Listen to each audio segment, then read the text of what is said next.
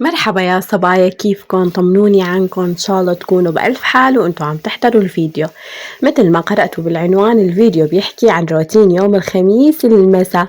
مثل ما بتعرفوا يا صبايا، نهار الجمعة كتير بيكون الواحد يعني بيحب هو جو للعيلة، سبحان الله، فما بتحبي تشتغلي فيه. فسبحان الله أنا بحب نهار الخميس المساء قبل ما أنام كون مركنة بيتي كلياته على الآخر، لحتى لما بدي أقوم أعمل لهم فطور الجمعة وقهوة الصبح يكون البيت مركان وماني معجوقة بشي. ومثل ما شفتوا يا صبايا، عندي المطبخ مكركب، فحبيت أول شي بلش فيه هو المطبخ. وشفتوا بنوتي هي الموقع تبع الاستراتيجي.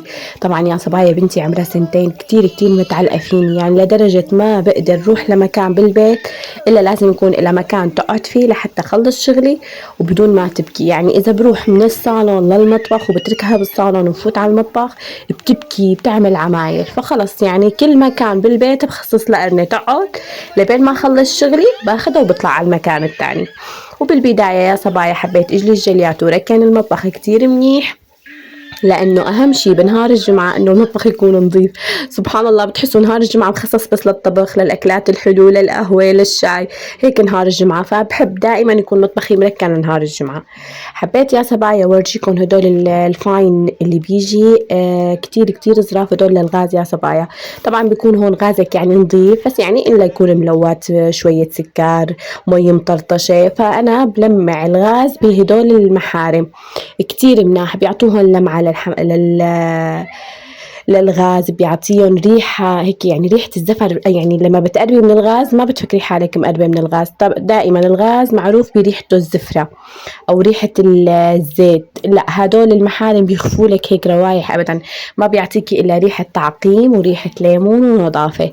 فكتير كتير بحبهم يا صبايا. حبيت أورجيكم إياهم مشان إذا بتحبوا تشتروا منهم تشتروا لك، كتير بنصحكم فيهم.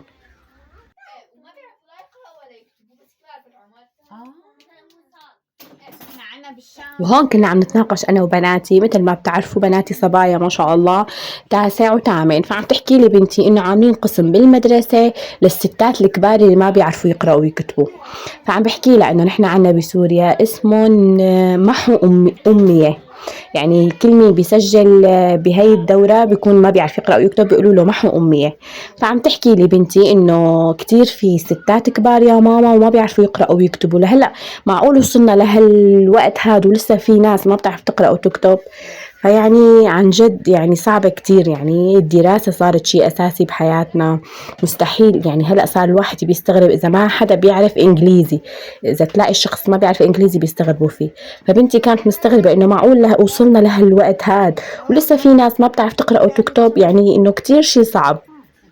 فحكيت لها إنه نحن كيف عنا بسوريا في لهم دورات خاصة، وهون نفس الشيء بكل مدرسة حكومي عاملين لهم دورات خاصة للستات اللي ما بيعرفوا يقرأوا ويكتبوا. وبعد ما خلصت يا صبايا الجلي ومساواة الغاز، فحبيت ضب الجلي، وهذا أهم شيء بالمطبخ. يعني إذا ما ضب الجلي بتحسي المطبخ لساته ناقص.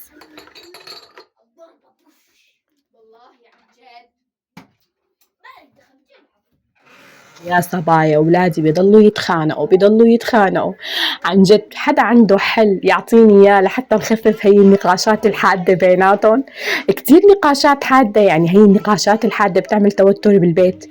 هيك بحس يا أما أنا بحملها زيادة كتير. يعني لما بيتناقشوا عندي الأولاد مع بعض بحس حالي متوترة ومعصبة وبدي سكتهم، مع إنه يعني هو هذا شيء طبيعي بكل بيت موجود، بس أنا ما بتحمل هالنقاشات ولا الطاقة السلبية الزايدة.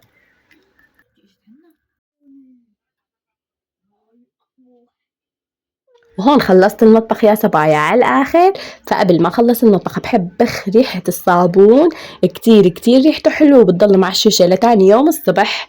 يعني عن جد أنا بجيبه زيت من عند العطار اسمه رائحة الصابون أو ريحة الليمون، بخلطه بمي وبحط له غطيين، وكتير كتير بيعطيني ريحة انتعاش وبيعطيكي ريحة نظافة بالمطبخ مو طبيعية.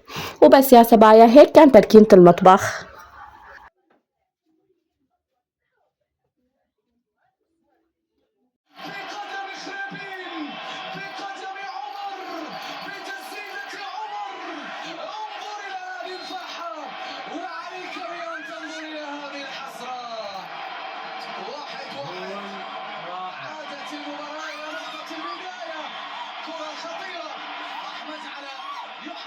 بتعرفوا هالأوقات أوقات المباراة، وكانت اللعبة كانت مع سوريا، وكانت اللعبة كتير حماسية وحلوة يا صبايا.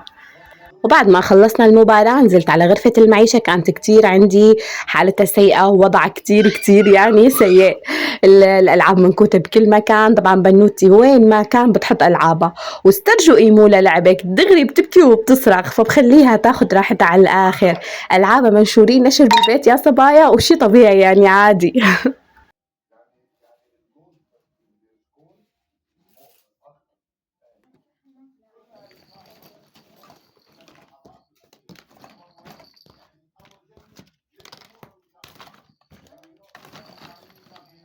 في عن جدتك. خلي حدا يروح معك إذا أبوكي راح فات عن جدتك. ومثل ما شفتوا يا صبايا عملت لها لبنتي شنطة سفر كتير كبيرة لحتى تسع لها ألعابها.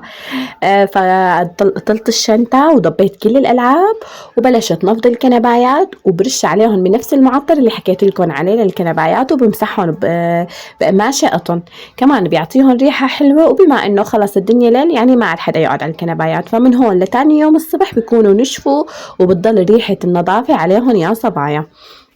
مسحت الكنبايات ونفضتهم كتير منيح، وكنست السجادة وضبيت الصالون كتير منيح، ويعني صارت غرفة المعيشة عندي جاهزة لاستقبال يوم الجمعة، وفنجان قهوة الجمعة الصبح بكير. مين بحب يوم الجمعة يا صبايا؟ أنا كتير بحب يوم الجمعة.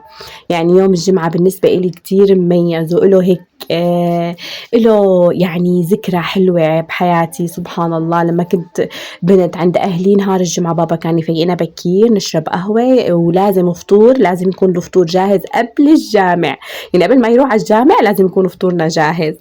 وبقى من هيك أنا سبحان الله بحب الجمعة، بحس له هيك ذكرى كتير حلوة. يعني هيك فاقتي أنا وأخواتي وحوصتنا بالبيت، وعلى السريع بدنا نضب البيت على السريع. هي اللي بتضب القرن اللي بدنا نقعد فيها، والتانية اللي بتعمل فنجان القهوة. فكتير بالنسبة إلي نهار الجمعة يعني ما بيمرق يوم جمعة إلا بتذكر أيامي عند أهلي، وصوت بابا لما بفيقنا يلا يا بنات القهوة صارت جاهزة. يعني كان كتير بالنسبة إلي نهار الجمعة مميز. والله يا صبايا هيك كنت خالصة غرفة المعيشة، وبتعرفوا يعني مطبخ نظيف، مطبخ نظيف وصالون نظيف، شو بدون؟ أكيد هيك رواق بده فنجان قهوة على رواق. وبس والله يا صبايا، هيك كان روتيني ليوم الخميس. بتمنى يعجبكم يا صبايا، وإذا عم تعجبكم فيديوهاتي لا تنسوا تشتركوا بالقناة وتكتبوا لي تعليق حلو. سلام.